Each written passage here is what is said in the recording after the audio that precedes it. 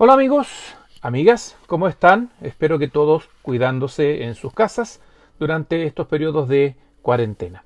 En esta oportunidad vamos a hacer un breve comentario acerca de un concepto que estamos ya leyendo y que es conocido como el movimiento obrero. El movimiento obrero es un conjunto de acciones. Vamos a hacer en este encuentro una explicación, una secuencia, para que al final la suma de lo que entendamos nos va a dar la definición de movimiento obrero. Un poco ambicioso quizás, bueno, veamos si resulta. La verdad es que la primera pregunta que debemos hacernos es ¿por qué surge el movimiento obrero? Surge en primer lugar, yo diría que como en un 80, casi un 90% como una reacción a la problemática del obrero y el proletariado, nuestra conocida cuestión social. Esta motiva de una u otra forma el querer buscar algún tipo de solución a las paupérrimas condiciones de vida que están teniendo miles de obreros en toda Europa, ya también en América Latina hacia finales del siglo XIX y por supuesto empezando el XX.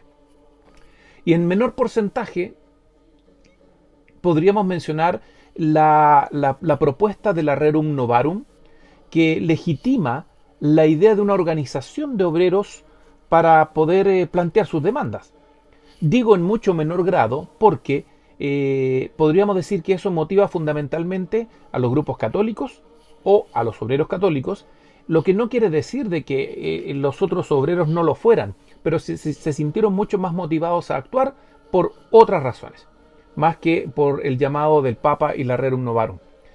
Ahora, ¿qué es lo que quiero plantear en esta oportunidad? Una situación que podríamos llamar como una especie de cadena. Lo que se dice en la historia que es como el principio de la consecuencialidad, cómo una cosa lleva a la otra. Y hay un orden lógico que también se puede aplicar a otros fenómenos de la historia universal. Bueno, en primer lugar, de esta cadena que puede remontarse más atrás, o sea, hasta la misma revolución industrial, pero vamos a partir solo por aquí. El primer eslabón es esta realidad del obrero y el proletariado. Una realidad conocida ya como cuestión social, con problemáticas de seguridad laboral, con problemáticas de carencia de todo tipo en cuanto a su vida privada, sus viviendas, sus cuartos, el trabajo infantil, trabajo de la mujer, etcétera. Largas horas de trabajo en la mina, en la fábrica, ya lo hemos mencionado ya en más de una oportunidad. Tenemos esta realidad, este es el primer eslabón. De una otra manera, este va a motivar a lo primero que surge también en nuestra sociedad occidental, en nuestra cabecita del ser humano, que son las ideas, que son las filosofías, las formas. Alguien se pone a pensar cómo encontrar solución al problema. Y entonces aparecen así las ideas que hemos señalado ya, como las del socialismo utópico, socialismo científico, el comunismo y también el anarquismo. Agregamos la Rerum Novarum, la doctrina social de la Iglesia, sí, súper válida. Chiquillos, chiquillas. Después entonces de este primer eslabón, que es la realidad obrera y del proletariado, surge como segundo eslabón las ideas, puesto que están viendo una realidad y ahora en el abstracto, en el pensamiento, van a buscar soluciones. Estas ideas pueden transformarse en expresiones filosóficas o se van a transformar en ideologías que cuando éstas se van materializando dan origen a partidos políticos.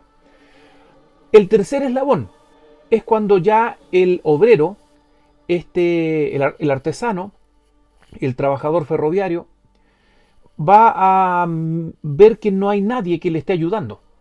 El Estado está ausente, la legislación no existe y el empresariado le importa muy poco. De tal manera que va a venir una ayuda mutua. Se van a unir para poder ayudarse frente a adversidades de la vida, las familias obreras. Esta ayuda mutua da origen a mutuales. Esta ayuda conjunta entre aquellos que están experimentando lo mismo. Y en muchos casos, al interior de una fábrica o en mancomunidad con otras fábricas, es lo que vamos a conocer como las mutuales y las mancomunales, que como sus nombres lo dicen y luego han sido en alguna medida utilizados en el lenguaje común, buscan fundamentalmente la ayuda mutua y el esfuerzo mancomunado. Pero no va más allá que el de poder auxiliarse frente a situaciones de salud o situaciones de desempleo, un problema tal vez de cuidado de niños, la enfermedad de una abuela, la enfermedad de un abuelo. Es una ayuda solidaria. Esto va a llevar inmediatamente a la creación del siguiente, no eslabón, pero sí dentro de este tercer eslabón, a un elemento muy importante que van a ser los sindicatos. Los que, más allá que la ayuda mutua y el esfuerzo mancomunado, van a buscar la reivindicación, es decir, conseguir de una otra manera, a través de la negociación, ojalá el diálogo, la presión, el poder devolver a una situación de dignidad de la persona este presente por el cual están pasando los obreros, obteniendo algunos logros por parte del empresariado o del Estado. Un siguiente eslabón que viene en esto, después del hecho, las filosofías e ideas, la mancomunidad, las mutuales, los sindicatos, ya va a venir una organización en partidos políticos, el cuarto eslabón, uno va llevando al otro. Los partidos políticos van a representar concretamente las ideas y pretenden ir más allá que lo que logra un sindicato, o lo que podría lograr un sindicato. Los partidos políticos van a utilizar los mismos nombres de las ideologías, partidos socialistas, partido obrero socialista, etc. El Partido Comunista, por cierto. De esta forma, los partidos van a aspirar ahora a constituirse en una fuerza política, ojalá con la intencionalidad de conseguir algún tipo de representación en los pocos parlamentos europeos que están existiendo a fines del siglo XIX, y obvio se proyecta esto en el XX. La suma de todo esto va a dar a los partidos más fuerza a la hora de la petición, a la hora de la reivindicación. Así, van a surgir entonces lo que nosotros conocemos como manifestaciones, pero que más allá de dar a conocer algo que es en sí manifestarse, la palabra correcta para mí por lo menos ya pasa a ser el de una expresión de descontento.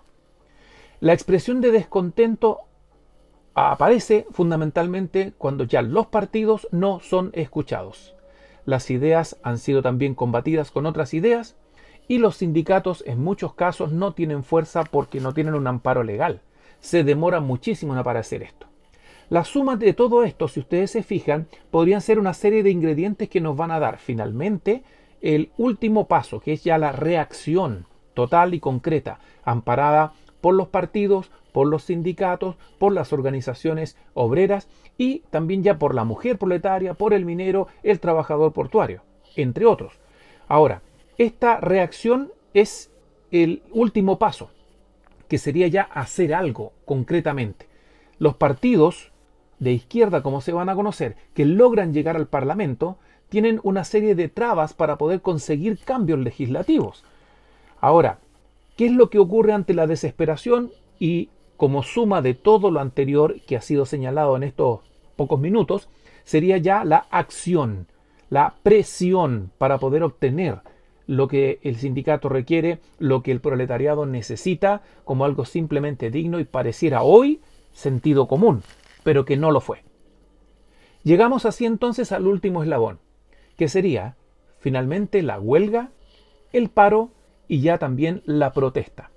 La huelga significa no trabajar en tu oficio, en tu lugar de trabajo, hasta que el sector empresarial responda a alguna de las peticiones, obviamente para nosotros hoy bastante lógicas, como seguridad laboral, horarios, un sueldo mucho mejor, etc. Pero cuando estos no son escuchados y se van uniendo otras fábricas, otras empresas, otros trabajadores del sector proletario, se van a sumar incluso hasta campesinos, ¿por qué no? Vamos a llegar al nivel que se conocía como el del paro total. No solo una fábrica es la que no trabaja mientras sus operarios, sus obreros están presentes en ellas, pero se niegan a trabajar y no producir, porque no se están compartiendo con ellos, ni de forma mínima, los beneficios de la producción. Entonces, cuando se suman sindicatos, se suman partidos, se suman fábricas de una manera totalmente transversal, todo un sector obrero y proletario, hablamos de un paro que puede abarcar ciudades completas o países completos. Cuando estos paros son reprimidos por las fuerzas que representan al Estado, lamentablemente terminan en hechos de violencia y que ahí hablamos ya de protesta, en donde desde muy antiguo, desde más de 200 años, habrá incluso desde antes de la Revolución Francesa, la idea de la barricada, o mejor dicho, con la Revolución Francesa en adelante ya, la idea de la barricada, la idea de la marcha, la caminata, la expresión a través de carteles, discursos, la negativa a trabajar y ante la represión, lamentablemente, la violencia toma un cariz que nosotros vamos a conocer como el de protesta. El conjunto de todo esto, la organización más el movimiento de los partidos, es decir, la posibilidad de tener representantes del proletariado elegidos en un parlamento, más la reacción, presión, huelga, paro y protesta, es lo que se llama en nuestra historia occidental el movimiento obrero.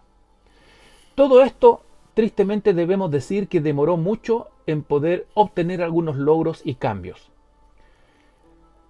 Hasta más o menos 1850, lo único que se había conseguido era disminuir en parte el número de horas de trabajo infantil. En otro contexto era la edad mínima del trabajo infantil, no menores de 8 años. Como si hubiera gran diferencia entre 9 y 10.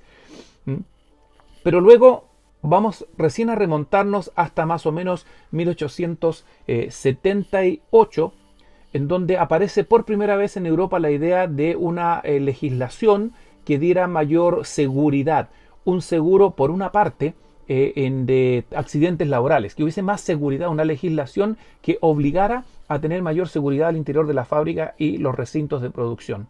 Por otro lado, en 1883, el primero mencionado recientemente, el de 1878 es Inglaterra, y ahora en Alemania en 1883 se habla de seguridad social. Pero el hecho, y con el cual terminamos este comentario de hoy, que va a marcar un giro importante, es el hecho bisagra o el tocar fondo para iniciar un largo camino de regreso de logros. Podríamos decir que es en 1886 cuando, en un 1 de mayo, mueren por la represión 7 dirigentes del sector obrero en Estados Unidos, constituyéndose así el 1 de mayo como entonces el Día del Trabajador. No es el Día del Trabajo, es el Día del Trabajador y Trabajadora. Van a pasar entonces décadas para que en América Latina y Chile podamos conseguir alguna de estas legislaciones que un poquito más temprano aparecieron en Europa, pero con respecto a los inicios de este movimiento técnico llamado Revolución Industrial y sus efectos, son bastante tardíos. Estamos en el siglo XXI y todavía quedan pendientes muchas situaciones y casos con el sector obrero, no solo en Chile y América Latina. Hay algunas potencias europeas que han avanzado muchísimo, pero que después de haber ellos explotado de manera colonial África y una parte de Asia, dejaron ahí una tremenda deuda también para sectores que pertenecen a las áreas proletarias de estos países que muy tardíamente se lograron independizar y, podríamos decir, industrializar. Mucho menos. Ese es en realidad otro tema. De esta manera entonces terminamos este comentario y este es el movimiento obrero. En resumen, terminando entonces la suma de la organización obrera para obtener sus reivindicaciones, la aparición y movimiento, la aparición y organización de partidos políticos para su expresión de descontento y finalmente acciones concretas como el paro, la huelga, la protesta, para así poder obtener algunos elementos legislativos que mejoren su condición de vida y de trabajo.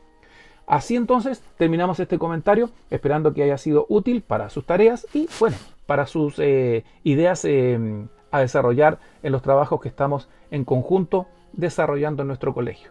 Un saludo a todos los amigos y amigas, alumnos y alumnas, las familias. Cuidarse mucho, nos encontramos. Nos vemos, chao.